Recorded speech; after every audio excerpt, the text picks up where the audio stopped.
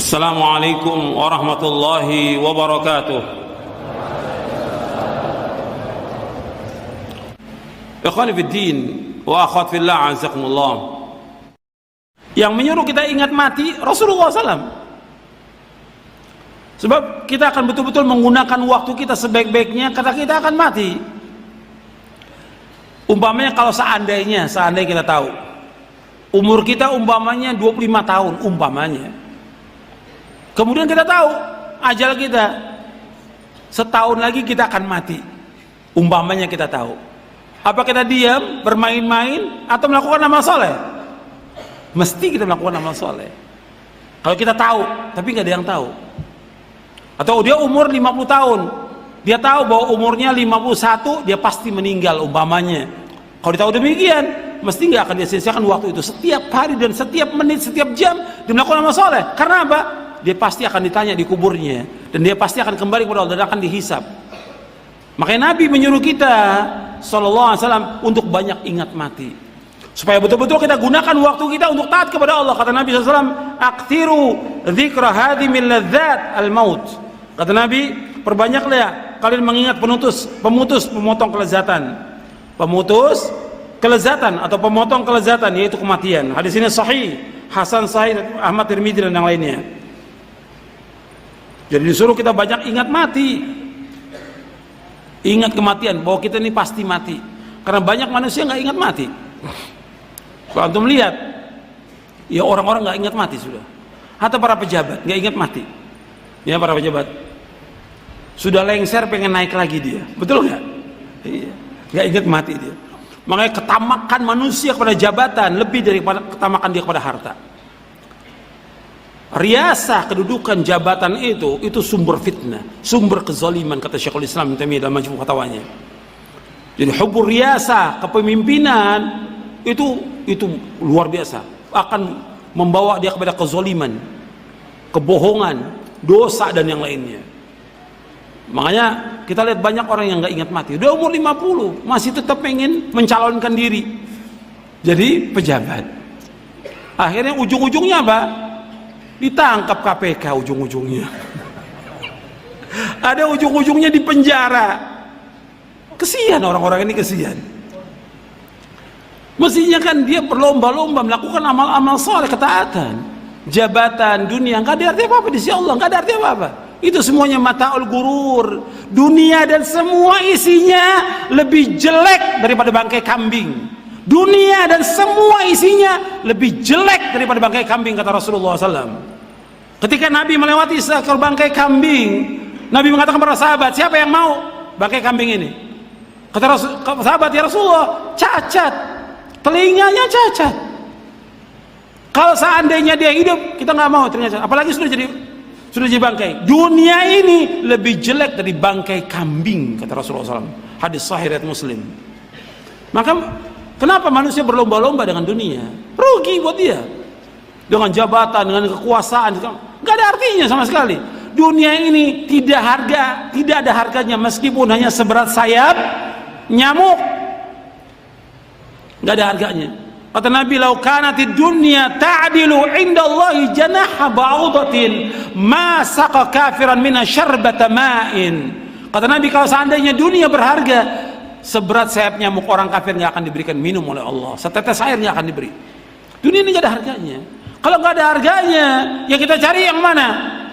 Akhirat kita cari. Berlomba-lomba melakukan amal soleh. Ingat bahwa kita pasti akan mati dan kita pasti kembali kepada Allah. Kemudian ini orang yang cerdas. Orang yang cerdas, yang selalu ingat mati, selalu mempersiapkan diri, membuat bekal. Bukan orang yang cerdas tuh orang yang pintar seperti sekarang ini, punya kedudukan, punya jabatan, pintar ngomong, pintar sekali. Bukan. Orang yang pintar menurut Rasulullah adalah orang yang selalu ingat mati dan mempersiapkan bekal. Antum baca hadisnya, halaman 101. Jadi kalau antum mau tahu orang pintar, ini lihat nih sabda Rasulullah. Kata Rasulullah, ya Rasulullah, ayyul mu'minina afdal? Faqala ahsanuhum khuluqa. Qala fa ayyul mu'minina akhyas?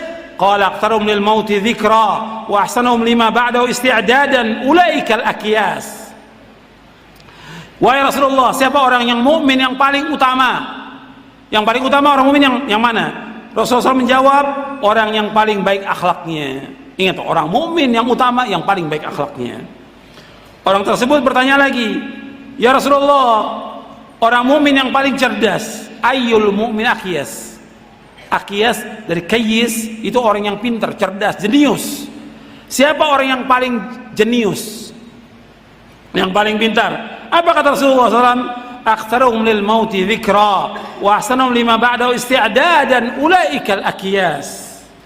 Kata beliau, orang mukmin yang paling cerdas, orang mukmin yang paling pintar, orang mukmin yang jenius, beliau SAW menjawab, orang yang paling banyak mengingat kematian dan yang paling baik persiapannya untuk menghadapi apa yang terjadi setelahnya.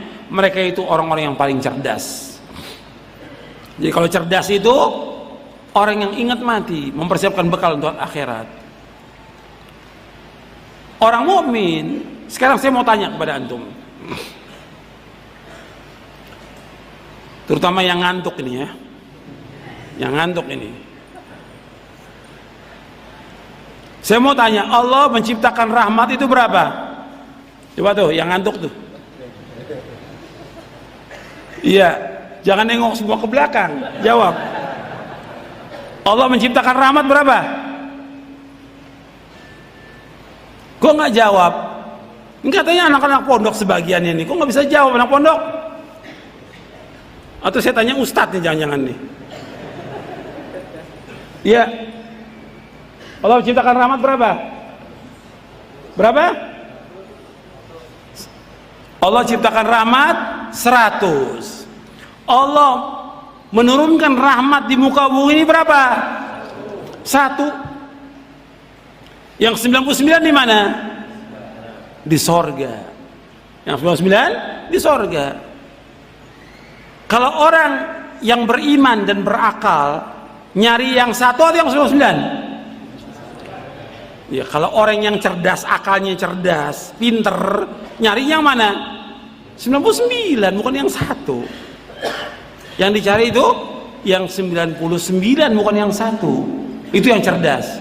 Kita hidup dunia ini, semua Allah berikan, semuanya. Orang kafir, orang mukmin, orang munafik, orang jahat, semua diberikan oleh Allah rezeki semuanya. Cuma 1 rahmat. Tapi di sorga khusus untuk orang yang bagaimana? Beriman saja itu 99 rahmat. Yang dipilih yang mana? Yang 99. Paham? Ini Islam tidak mengabaikan akal, diajak kita untuk berpikir. Maka Nabi menyebutkan tentang orang pintar.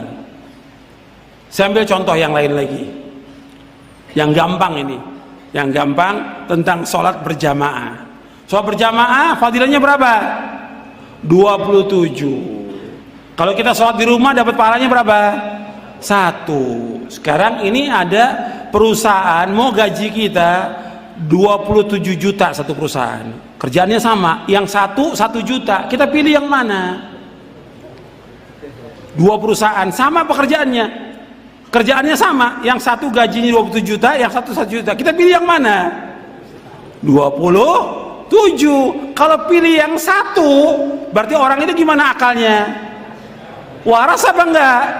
Enggak waras. Makanya kita pilih apa? Sholat berjamaah 27 derajat. Paham? Nah, saya pikir cukup sampai di sini. Wassalamualaikum Muhammadin SAW wa akhiru da'wana alhamdulillahirabbil alamin. Assalamualaikum warahmatullahi wabarakatuh. فقلت استغفروا ربكم إنه كان غفارا